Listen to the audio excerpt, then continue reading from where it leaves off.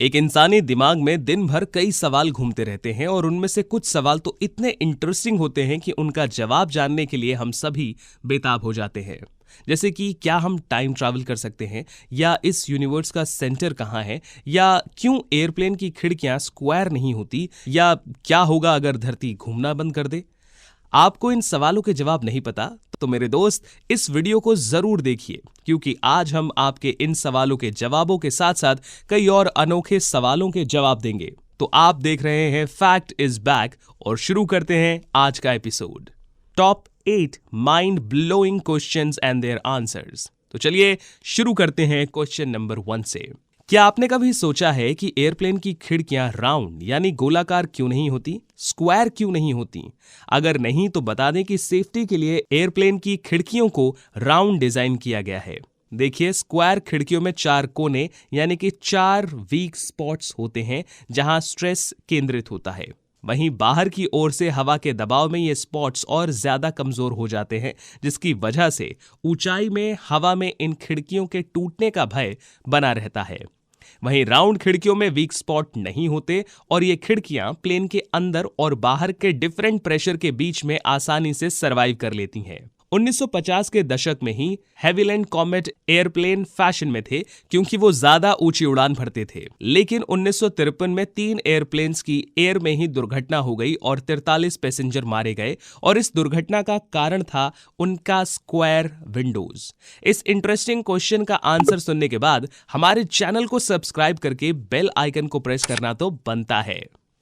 Question number 2, धरती की कीमत क्या है? तो दोस्तों, हम जिस धरती पर रह रहे हैं उसकी वर्थ 3 to 4.4 क्वाड्रिलियन पाउंड्स है। जी हाँ, कैलिफोर्निया सांता क्रूज की यूनिवर्सिटी ऑफ कैलिफोर्निया के एस्ट्रोफिजिसिस्ट ग्रेग लॉगमैन ने किसी भी प्लैनेट की नेटवर्थ काउंट करने के लिए एक इक्वेशन बनाई है।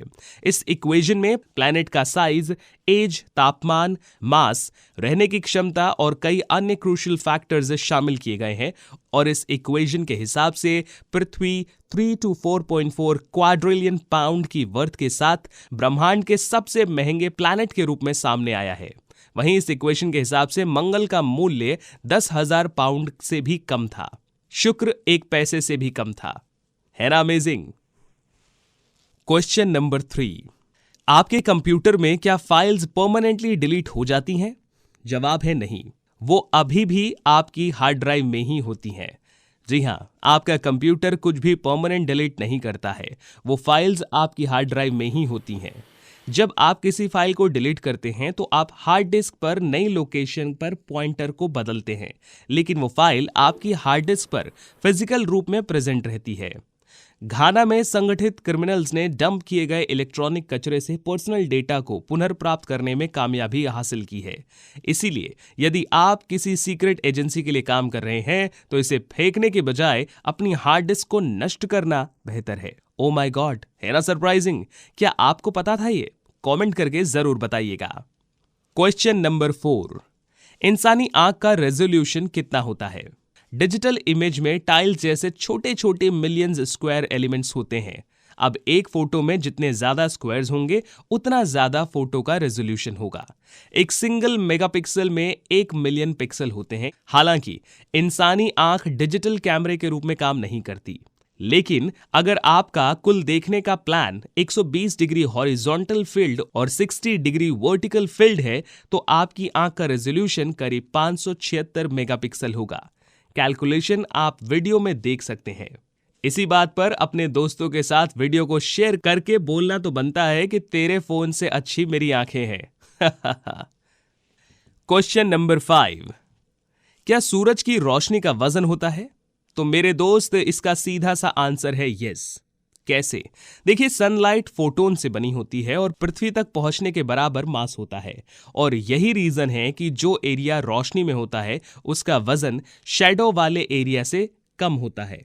एक दिन में सूर्य में से जितनी सनलाइट एमिट होती है उसका मास लगभग 3.7 into 10⁻24 किलोग्राम होता है। यानी अगर आप सूर्य की पूरी रोशनी को एक बक्से में इकट्ठा करते हैं तो उस बक्से का मास 3.7 into 10⁻24 किलोग्राम जितना बढ़ जाएगा।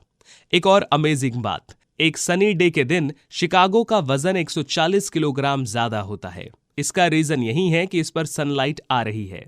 क्या यह आपको पता था? हमें कमेंट करके जरूर बताइए। क्वेश्चन नंबर 6, ब्रह्मांड का सेंटर कहां है? इसका भी सीधा सा आंसर है हर जगह। आइए कैसे जानते हैं। यूनिवर्स की शुरुआत करीब 13.7 बिलियन ईयर्स पहले बिग बैंग से हुई थी और तब से इसका विस्तार हो रहा है। इस विस्तार का सेंटर हर जगह है। कोई फर्क नहीं पड़ता कि आप ब्रह्मांड में कहां हैं, सब कुछ उसी दर से आपसे दूर होता हुआ प्रतीत होता है। इसीलिए साइंटिस्ट के मुताबिक इस यूनिवर्स का सेंटर पॉइंट हर जगह है और एक सर्कल की तरह इसका सिर्फ एक सेंटर पॉइंट नहीं है। इसी बात पर वीडियो को लाइक करना तो बनता है। क्वेश्चन नंबर 7, डार्क और DL50 जैसी वेब सीरीज देखकर आपके दिमाग में ख्याल तो जरूर आया होगा कि क्या टाइम ट्रैवल पॉसिबल है? तो अवेलेबल थ्योरी के मुताबिक जवाब है हाँ, हम भविष्य में जा सकते हैं। टेक्निकली हम पहले से ही प्रति घंटे 1 घंटे की रेट से ट्रैवल कर रहे हैं। वास्तविक सवाल यह है कि क्या हम इस रेट से अधिक तेज या धीमी गति से यात्रा कर सकते हैं?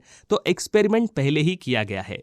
रशियन कॉस्मोनॉट सर्गी किरिकैलेव ने अपने खुद के फ्यूचर में 0.02 सेकेंड ट्रैवल किया है। उन्होंने पृथ्वी की परिक्रमा करते हुए 803 दिन 9 घंटे 39 मिनट बिताए। 17,500 मील प्रति घंटे की रफ्तार से यात्रा करते हुए उन्होंने समय के फैलाव यानी टाइम डायलेशन नामक इफेक्ट को महसूस किया। यानी मौजूदा थ्योरी के मुताबिक भविष्य में टाइम ट्रैवल करना पॉसिबल है। क्या आप ये जानते थे? अगर हां तो हमें कमेंट करके जरूर बताइएगा। अगर नहीं तो वीडियो को लाइक कीजिएगा। क्वेश्चन नंबर 7, क्या होगा अगर पृथ्वी घूमना बंद कर दे? तो मेरे दोस्तों इसका सीधा सा आंसर है हम सभी मर जाएंगे। इक्वेटर यानी भूमध्य लाइन पर पृथ्वी और उस पर सब 465 मीटर प्रति सेकंड की स्पीड से घूम रहे हैं और अगर पृथ्वी घूमना बंद कर दे तो आप इक्वेटर लाइन के पास होंगे और आपका शरीर 465 मीटर प्रति सेकंड की सुपरसोनिक स्पीड पर ईस्ट डायरेक्शन की ओर उड़ान भरेगा। विशाल सुनामी होगी और सारा पानी पोल की ओर बढ़ने लगेगा। पृथ्वी का आधा भाग पूरी तरह से सूर्य के संपर्क में होगा जिससे तापमान बढ़ेगा और दूसरा आधा बर्फ में जम जाएगा। हवा की स्पीड एटम बॉम्ब की शॉक वेव से भी तेज होगी। यह तुरंत प्लैनेट के चारों ओर आग शुरू कर देगी। पृथ्वी के सेंटर में मौजूद आयरन का कोर भी रुक जाएगा और इस तरह प्रोटेक्टिव मैग्नेटिक फील्ड अब नहीं रहेगा। सूर्य से रेडियो एक्टिव किरणें पृथ्वी पर प्रवेश करेंगी और बची हुई सभी चीजों को मार देंगी और इस तरह से पूरे प्लैनेट का विनाश हो जाएगा। चौंक गए ना? इसी बात पर वीडियो को अपने दोस्तों के साथ शेयर जरूर कीजिएगा। तो दोस्तों उम्मीद है इस वीडियो में आपको कई अमेजिंग सवालों के जवाब मिले होंगे। आपको कौन सा आंसर सबसे ज्यादा चौंकाने वाला लगा हमें कमेंट्स में जरूर बताइएगा।